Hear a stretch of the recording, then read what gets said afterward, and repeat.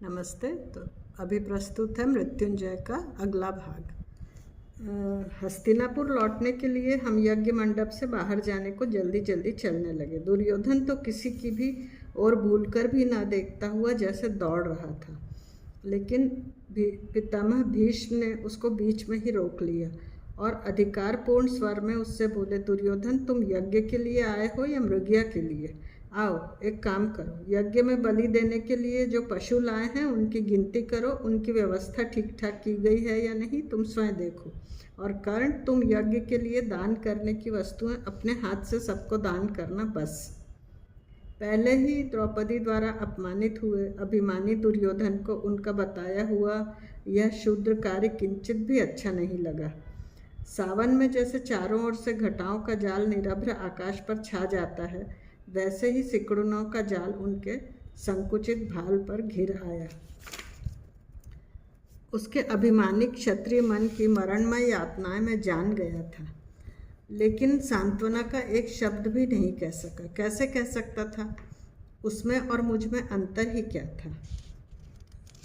दुखी मन की व्यथा अन्य दुखी मन वाला ही जानता है। जीवन भर मैंने भी यही अनुभव किया था, अवहेलना और तिरस्कार। मंडप में होने वाला कोलाहल अचानक ही पूर्ण शांत हो गया, इसलिए मैंने पीछे मुड़कर प्रवेश द्वार की ओर देखा। धवल वर्ण के 5 घोड़ों के रथ से श्री कृष्ण नीचे उतरे। मंद मंद मुस्कुराते हुए, शांत धीर गंभीर चरण रखते हुए वे यज्ञ मंडप में आए। नीलवर्णी फूल जैसा उनका नीला शरीर सूर्य की सौम्य किरणों में चमक रहा था। उनके पीछे साल कट सरई के वर्ण का अंशुक धारण किए हुए रुक्मिणी देवी भी आईं। उन दोनों के बाद सात्यकी, बलराम, उग्रसेन, अक्रूर, उद्धव, प्रद्युम्न, सांब, ब्रह्मगार्ग आदि रथों से उतरे। पितामह ने तत्परता से सामने जाकर श्री कृष्ण का प्रगाढ़ आलिंगन किया। उन दोनों का आलिंगन देखकर मुझको ऐसा लगा जैसे हिमालय का धवल शिखर आकाश के नीले कंठ से मिल रहा हो। राजमाता कुंती देवी ने रुक्मिणी देवी का स्वागत किया। उसको देखकर मुझे राधा माता की याद आ गई। जब कभी भी मैं बाहर जाता वह मेरे भाल पर ऐसा ही तिलक लगाया करती थी। श्री कृष्ण ने झुककर राजमाता के चरणों की धूल सादर सिर से लगाई। मंडप के सभी लोग आदर से खड़े हो गए। दूर एक आसन पर कोई राजा वैसा ही बैठा रहा। मैंने ध्यान से देखा, वह शिशुपाल था। अंत में युधिष्ठिर आगे आया। श्री कृष्ण का दायां हाथ अपने हाथ में लेकर उनको सुवर्ण सिंहासन की ओर ले जाने लगा। उन दोनों का नीलवर्ण होने के कारण पीछे से देखने वालों को एकदम पता ही नहीं चल रहा था कि श्री कृष्ण कौन है और अर्जुन कौन। अर्जुन भी आ गया था, लेकिन मुझको उन दोनों में एक अंतर स्पष्ट दिखाई दिया। श्री कृष्ण की चाल में सहजता थी, अर्जुन की चाल में एक अकड़ थी जो सुगठित शरीर में प्रायः उत्पन्न हो जाती है। मंडप में लगे थूहर के स्तंभ के सहारे खड़ा होकर मैं दूर से श्री कृष्ण को देखने लगा, जिसके लिए मान अपमान के सभी रूढ़िगत बंधन तोड़कर मैं निमंत्रित न होने पर भी यहाँ आया था। मेरी वह इच्छा पूरी हो गई। युधिष्ठिर ने उनको यज्ञ कुंड के निकट स्थित सुवर्ण सिंहासन पर बिठाया। ऋषिगणों ने अपने अपने व्याघ्र चर्मों पर पद्मासन लगा लिए। मेरी ओर किसी का भी ध्यान नहीं था। मंडप में सहज ही अपनी दृष्टि फिराते हुए श्री कृष्ण को मैं यज्ञ मंडप के एक कोने में दिखाई दे गया। क्षण भर के लिए हम दोनों की दृष्टि मिली। अकारण ही मेरी आंखों के सामने चंपा नगरी में गंगा का विशाल पात्र दिखाई देने लगा। हाथ से संकेत कर उन्होंने आचार्य विदुर को अपने समीप बुलाया। धीरे से उनके कान में कुछ कहा। यह मेरे सिर पर मुकुट नहीं है, यह ध्यान होते ही मुझको दुख हुआ। आचार्य विदुर मुकुट की व्यवस्था करने के लिए शायद मेरी ओर आ रहे हैं, लेकिन मेरे पास आते ही उन्होंने मुझसे जो कुछ कहा उससे मैं चौंक पड़ा। वे बोले, अंगराज, यज्ञ कार्य अब प्रारंभ होने वाला है, आप आसन ग्रहण करें। मैं यहाँ खड़ा हूँ, यह उचित नहीं है क्या? सिर पर मुकुट न होने पर नरेशों की पंक्ति में कैसे बैठा जाए? यह मेरी इच्छा नहीं है, भगवान श्री कृष्ण की है, उन्होंने शांतिपूर्वक कहा। मैं चुपचाप उनके पीछे चल दिया और उनके बताए एक आसन पर बैठ गया। चारों ओर शांति छा गई। उनको देखते ही यूं ही एक विचित्र विचार मेरे मन में आया। मुझको आचार्य जी ने एक आसन दिखाया था, लेकिन उन किरणों को वे कौन सा आसन दिखाएंगे जो सूर्य की आ रही थी प्रवेश द्वार से। बिना किसी निमंत्रण के और किसी के भी विरोध का परवाह किए बिना वे प्रत्येक आसन पर नहीं बैठ गई थी क्या? श्री कृष्ण के आसन पर भी उनका कोई कैसे विरोध करेगा? कुछ राजागण मेरे मुकुट विहीन मस्तक की ओर ध्यान से देखकर कुछ खानाफूसी करने लगे। मेरा उस स्थिति में वहां बैठना उनको अशुभ सूचक लगा। परंतु जब युधिष्ठिर यज्ञकुंड के पास खड़ा होकर बोलने लगा तब उनकी कानाफूसी स्वयं बंद हो गई। युधिष्ठिर ने सबका स्वागत किया और कहा कि हम यह राजसूय यज्ञ अपने राज्य की समृद्धि के लिए और शांति के लिए कर रहे हैं। हमारे सौभाग्य से आज भगवान श्री कृष्ण यहाँ उपस्थित हैं। आज इस शुभ मुहूर्त में यज्ञवेत्ता के चरण धोकर मैं उनके शुभ हाथों से इस यज्ञ की पहली बिल्व समिधा अर्पण कराऊंगा। इस यज्ञ के उपरांत आज पौर्णिमा होने के कारण हम सब सामने इक्षुमती के किनारे बैठकर प्रीति भोज ग्रहण करेंगे। अग्निहोत्र ऋषि ने प्रणव मंत्र का जाप करते हुए धधकते हुए अंगारों की एक थाली यज्ञ कुंड में उंडेल दी। उन अंगारों पर अर्पण करने के लिए श्री कृष्ण ने बलवज वृक्ष की लकड़ियों की एक छोटी सी गठरी धीरे से उठाई। वह आगे अर्पण करने ही वाले थे, इतने में शिशुपाल अपने आसन से खट से उठा और अपनी गदा को झटके से उठाकर कंधे पर रखता हुआ तीव्र विरोध स्वर में चिल्लाया, ठहर। सबने आश्चर्यचकित होकर उसकी ओर देखा। वह क्रोध से बोला, कुरुओं के श्रेष्ठ कुल में जन्म लेने वाले युधिष्ठिर, एक शूद्र ग्वाले के लड़के को इस महान यज्ञ का यज्ञवेत्ता बनाकर क्या तुम यहाँ हम वीर क्षत्रियों का अपमान करना चाहते हो? जरासंध का सेनापति और रुक्मणी का किसी समय का नियोजित वर होने के कारण शिशुपाल श्री कृष्ण पर तो क्रुद्ध था ही। उसने श्री कृष्ण को एक शूद्र ग्वाला कहकर जो संबोधन किया वह मुझे तनिक भी अच्छा नहीं लगा। भीम और अर्जुन तो क्रोध से अपनी गदा और चाप संभालते हुए तत्क्षण आसनों से उठ खड़े हुए। श्री कृष्ण ने धीरे से हाथ उठाकर उनको संयत रहने का संकेत दिया। वे नीचे बैठ गए। मुझे एक बात याद आई, क्षत्रिय होते हुए भी श्री कृष्ण को अपना जीवन गोपाल पुत्र के रूप में ही बिताना पड़ा था। दैव अत्यंत मनमौजी बालक जैसा होता है। जैसे बालक हाथ में लगे सुवर्ण भूषण को पैरों तले मिट्टी में फेंक देते हैं, वैसे ही दैव भी पराक्रमी पुरुषों को कभी असहायता की धूल में फेंक देता है। कोई भी अपना विरोध नहीं कर रहा है, यह विश्वास होने पर शिशुपाल आसन छोड़कर सीधा यज्ञ वेदी के पास पहुंच गया। गदा संभालकर फड़काता हुआ बोला, इस मंडप में इस ग्वाले से बढ़कर सूर्य प्रतापी अनेक वीर हैं। तुम क्या सोचकर उनकी उपेक्षा कर रहे हो? यदि उसके काले नीले वर्ण ने ही तुमको मोह लिया हो तो उससे भी अधिक आकर्षक और आश्चर्यजनक सुवर्ण वर्ण का चमचमाता अभेद्य कवच धारण करने वाले कुंडलधारी वीर श्रेष्ठ अंगराज कर्ण यहाँ उपस्थित हैं। क्या वे भी तुम्हें नहीं दिखाई दे रहे? उसने सबके आसनों के सामने खड़े होकर उंगली से निर्देश करके अंत में मेरे ऊपर दृष्टि डाली। मुझको यह बिल्कुल अच्छा नहीं लगा। भला कैसे अच्छा लगता? जग को कौतूहल में डालने वाले कवच कुंडल मैंने धारण कर रखे थे, इसलिए कोई मुझको सारथी न कहकर सम्राट का मान तो देने वाला नहीं था। उस रक्तवर्णी जीभ विक्षिप्त की तरह चलती जा रही थी और इन सबको छोड़कर गाय की पूंछ ऐंठते हुए अरण्य में भटकने वाले एक शूद्र ग्वाले को आज तुमने इतने महान राजसूय यज्ञ का यज्ञवेत्ता कैसे बना लिया? इतना कर कर तुमसे रहा नहीं गया। नित्य गायों के मलमूत्र में सनने वाले उसके गंदे पैर धोकर वह घृणित जल तुमने इस तरह पिया जैसे कोई तीर्थ सलिल हो, और वह भी इन सभी क्षत्रियों के सामने। यह सबका प्राणघाती अपमान नहीं है तो क्या है? कहो, अपने नूतन राज्य को तुम गौशाला बनाना चाहते हो?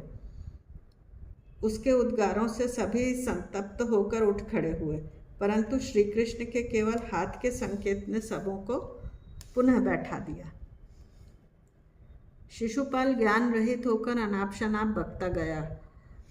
ग्वालिनियों में नाचने वाले नर्तक, अपने मामा की हत्या करने वाले कुलघाती, जरासंध के पौरुष को पीठ दिखाने वाले कापुरुष, क्षत्रियों और ब्राह्मणों द्वारा रचित इस यज्ञ में हवि के लिए मथुरा की गौशालाओं से कलश में दूध लाकर उसका मूल्य प्राप्त कर तू चलता क्यों नहीं बना?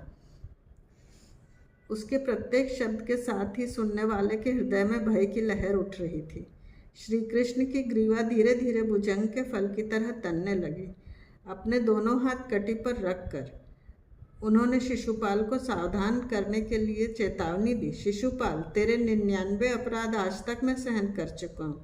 तेरी माता को मैंने वचन दिया था कि तेरे 100 अपराध मैं क्षमा कर दूंगा, लेकिन अब प्रत्येक पल तेरे जीवन मरण की सीमा रेखा को खींचकर पास लाता जा रहा है। सावधान हो जा और संयम रख। मेरी इच्छा हुई कि चिल्लाकर कह दूं कि शिशुपाल, तेरा खेल खत्म हुआ। अचानक ही सहस्त्रों वाद्यों की अनसुनी कर्कश ध्वनियों से मंडप डगमगाने लगा। वे ध्वनियाँ कहाँ से आ रही है यह कोई नहीं जान पा रहा था। सबकी आंखें श्री कृष्ण पर स्थिर थी। नीले डंठल पर जैसे नील कमल हो, ऐसे ही उनका नीलवर्ण मुख एकदम गंभीर हो गया। क्षण भर में ही उनका शरीर ऐसे फूलने लगा जैसे अंगारों पर लजाएं फूल उठती हैं। क्षण भर पहले नीलकमल जैसा दिखाई देने वाला उनका मुख अंगारे जैसा रक्तवर्णी हो गया। शिशुपाल, तेरे 100 अपराध पूर्ण हो गए। अब विश्वकर्ता ब्रह्मा भी तुझको प्राणों का दान नहीं कर सकेंगे। मिथ्याभिमान से उन्मत्त हो जाने वाले दुर्बल जीव, तू भूल गया कि समुद्र का ज्वार भी उन्मत्त होकर एक सीमा में ही उफनता है। उन्होंने अपनी बंद विशाल आंखें खोली और दूसरे ही क्षण शिशुपाल को लक्ष्य बनाकर हाथ का तेजोवलय फेंकने वाला सुदर्शन चक्र शिशुपाल की ओर चला दिया। क्षण भर पहले अहंकार से प्रफुल्लित होकर लाल हो जाने वाला उसका मुख निर्दयी मृत्यु की प्रतीति से काला पड़ गया। समस्त यज्ञ मंडप में हाहाकार मच गया। शिशुपाल थर थर कांपने लगा। चारों ओर असह दीप्तिमान प्रकाश हो रहा था। सू की कर्कश ध्वनि करता हुआ वह चक्र शिशुपाल की ओर आगे बढ़ने लगा। प्राणों के भय से व्याकुल शिशुपाल उस चक्र के प्रहार से बचने के लिए मंडप में राजाओं के आसनों के पीछे छिपने का दयनीय प्रयत्न करने लगा। उसकी वह छटपटाहट देखकर ऐसा प्रतीत हो रहा था कि प्राणी को जीवित रहने का कितना तीव्र मोह होता है। क्षण भर पहले श्री कृष्ण को भगोड़ा कहने वाला शिशुपाल अपने सामने मृत्यु को देखते ही स्वयं भागने लगा। सभी राजचक्र से बाहर फेंके जाने वाली चिंगारियों से अपनी रक्षा करने के लिए आसन छोड़कर इधर उधर दौड़ने लगा। दौड़ते दौड़ते उसका पैर अपनी ही फेंकी हुई गदा के दंड पर पड़ गया। इससे उसका संतुलन बिगड़ गया और वह धड़ाम से गिरा, जैसे पर्वत शिखर से कोई पाषाण गिरता हो। दौड़कर शिशुपाल मेरे आसन के सामने आ गया। क्षण भर के लिए ही उसकी मेरी दृष्टि मिली। कितनी अपार, करुण, असीम भयाकुलता और हृदय को पिघला देने वाली उसकी आंखों में पश्चाताप दग्धता उसकी आंखों की पुतलियों में समा गई थी।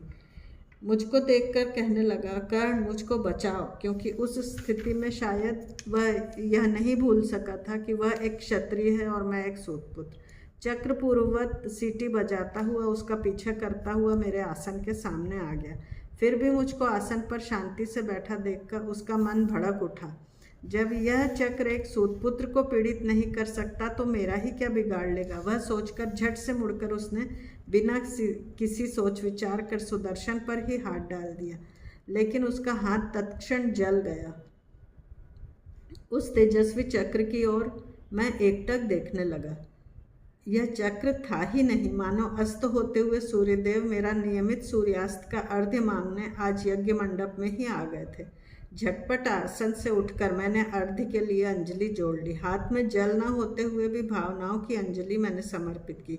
फिर भी वह चक्र प्रदक्षिणा करता हुआ पूर्ववत मेरे सामने घूमने लगा।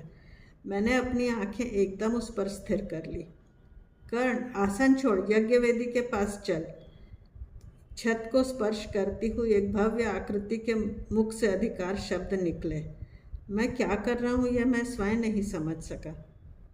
जैसे ही मैंने आसन छोड़ा, चक्र शिशुपाल का पीछा करने लगा। सीटी की आवाज़ बढ़ने लगी थी, इसलिए मैंने पीछे मुड़कर शिशुपाल की ओर देखा। देह के वस्त्रों का भी उसको भान नहीं था। बीच बीच में वह पीछे मुड़कर अपने और चक्र के बीच का अंतर अपनी भयभीत मुद्रा से देख लेता। हार कर आखिर गलित गात्र शिशुपाल राजा प्रसाद के सामने इक्षुमती नदी के पात्र में प्रविष्ट हुआ। चक्र के आघात से बचने के लिए वह अधिकाधिक गहरे पानी में उतरने लगा, लेकिन उसका मुख मंडप की ओर ही था। धीरे धीरे वह अदृश्य होने लगा। अंत में कंठ पर्यंत पानी के आने तक वह तेजी से जल में घुसता चला गया, परंतु फिर वह विवश होकर रुक गया। शायद उसने अंतिम निश्चय कर अपनी आंखें बंद कर ली। जली हुई काली अंजलि से मुख को आच्छादित कर मृत्यु के अटल सत्य का सामना करने के लिए उसने अपने मन के धागे दृढ़ता से एकत्र किए।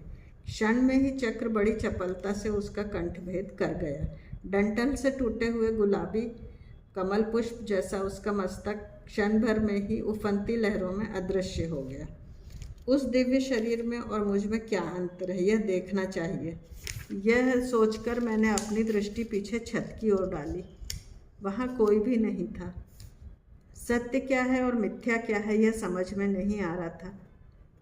धुआं भर जाने के कारण आंखों में आए पानी को पोंछने के लिए मैंने उत्तरीय का छोर पलकों से लगाया। तभी किसी ने मेरे कंधों पर हाथ रखा। इन कृष्ण के संबंध में कह रहा हूं मैं। आज जिस शिशुपाल का इन्होंने वध किया वह कौन था जानते हो? कौन था? श्री कृष्ण का फुफेरा भाई, श्री कृष्ण के पिता वसुदेव की सगी बहन चेदीराज दमघोष को दी गई है। उसका नाम है श्रुतश्रवा। शिशुपाल दमघोष और श्रुतश्रवा का पुत्र था, श्री कृष्ण का फुफेरा भाई। मैं चुप था, कुछ कहने की इच्छा नहीं हो रही थी। केवल एक ही प्रश्न मस्तिष्क में गूंज रहा था, श्री कृष्ण क्या है? अब हम यह अध्याय यहीं समाप्त करते हैं। शेष अगले अध्याय।